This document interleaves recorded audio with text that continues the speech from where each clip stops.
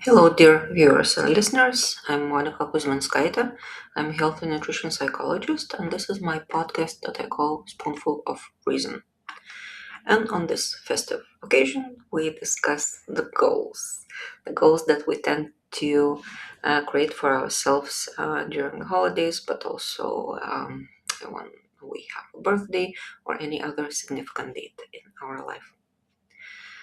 When climbing a mountain, we begin to notice the paths leading to the summit, obstacles, springs where you can drink, and other details that are important for the journey.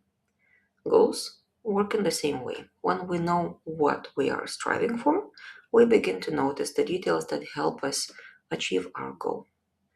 Therefore, the first thing to agree on is that I can't imagine how to achieve it is not a good reason to reject any goal. A properly defined goal acts as a beacon, a compass, a North Star, or any other symbol that suits you. A goal helps you focus, choose thoughts that help you achieve your goal, and divert your attention to them from distracting and disturbing thoughts. Just as a lighthouse helps guide the ship. Therefore, the goal must be clearly formulated. In addition, goals help give meaning to what we do. Meaning is, of course, a very individual unit of measurement. We borrow many definitions of meaning from the culture around us so that we can talk about them in general terms.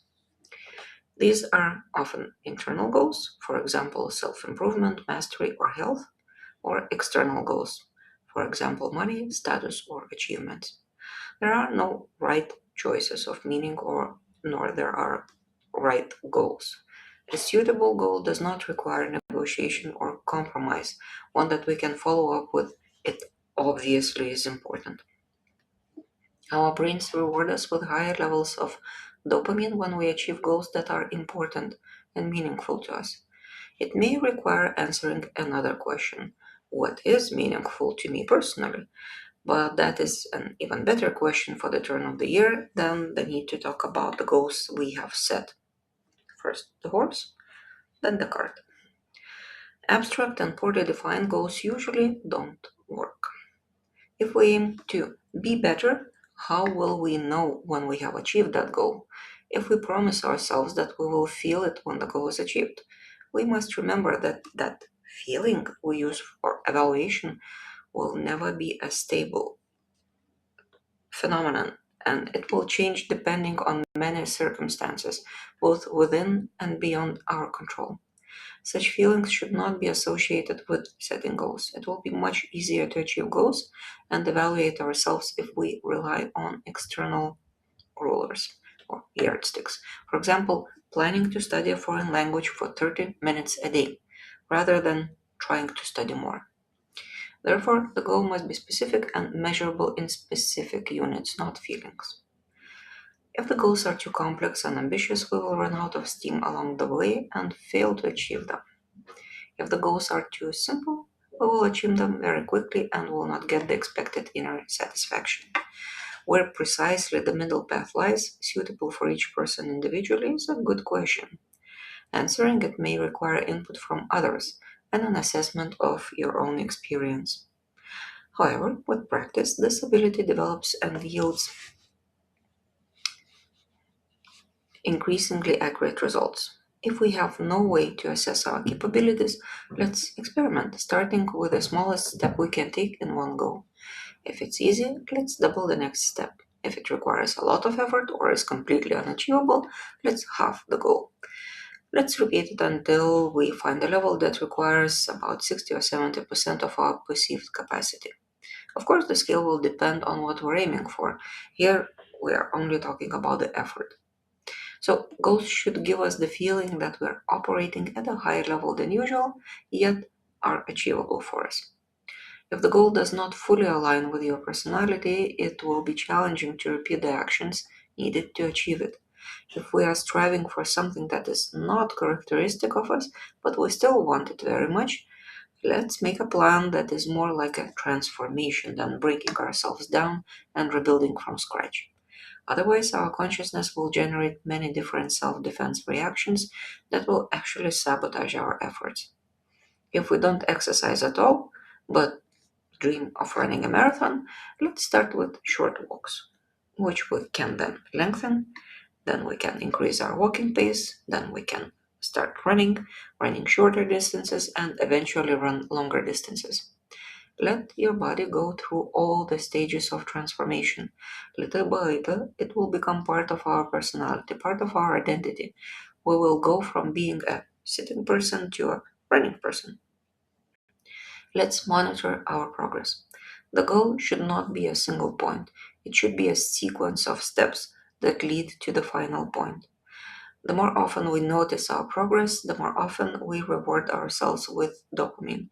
That is, we reward ourselves with motivation to continue the journey we have begun. The extent or speed of progress is entirely irrelevant. The most important thing is to notice that change is happening and not dwell on whether it is significant. That is why the goal must be measured by something more reliable than the feeling that you are doing well. The goal should not be sugar coated. Good goal planning includes the desired positive outcome, potential obstacles, and the general action plan in case they arise. It is not particularly important to define the plan's details precisely. Some people stop when they have a good enough plan that can be supplemented with details later. However, some people consider the lack of detailed plan to be a reason not to take any action. It is more important to take the first steps without having all the plan Bs clearly defined.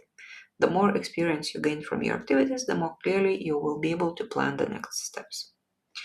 Therefore, the goal must be composite like a train made up of carriages.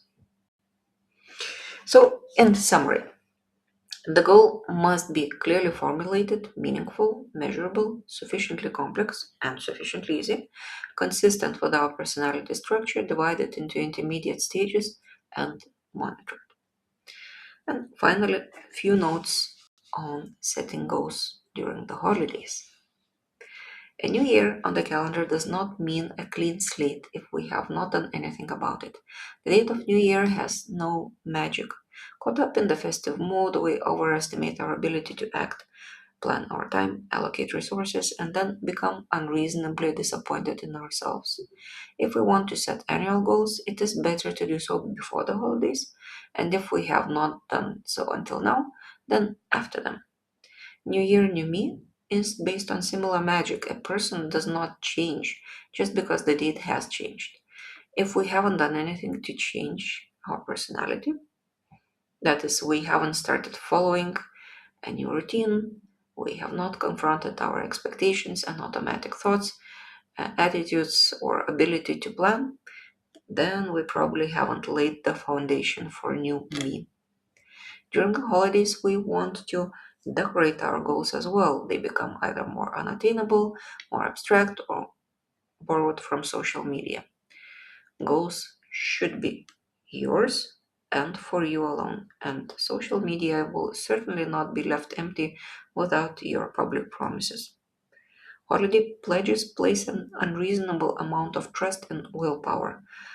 Willpower is a very limited resource which is certainly not enough to form habits. Most often we do not lack willpower, but we lack ability to assess its limited application and the inability to rely on, for example, routines, habits, or monitoring of interim progress. It is important to assess the influence of your environment.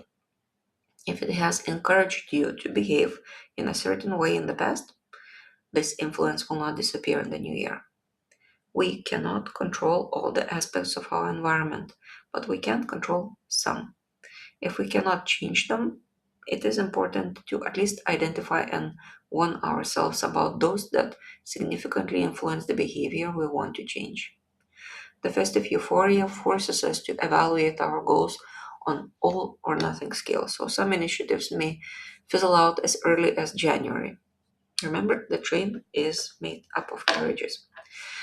Myths about habits forming in 21 or any other number of days don't help either. By February, everyone is already expecting their annual goals to be met, but then why not monthly goals? And is disappointed that nothing works. Meanwhile, habits have not yet formed, the novelty effect has worn off, and the goal remains unachieved, just as other years' goals do. However, mistake here is only in the assessment. So I recommend writing down your goals if you really want to do so now. But once the holidays are over, review them, refine them, and start implementing them by dividing your progress into months or weeks, slowly checking whether they are planned correctly and taking the opportunity to praise yourself each time for taking another step forward so you get your dopamine. And for now, enjoy your holidays. I'm Monica Kuzminskaite. I'm a health and nutrition psychologist. I write, I give lectures, and I provide psychological counseling. Um, you will find the link to register for counseling session in the comment of each post, and you will find my posts on social media, searching either for my name or for keyword spoonful of reason. Drop me a message if you have any questions or comments. Otherwise, wishing you peace and serenity.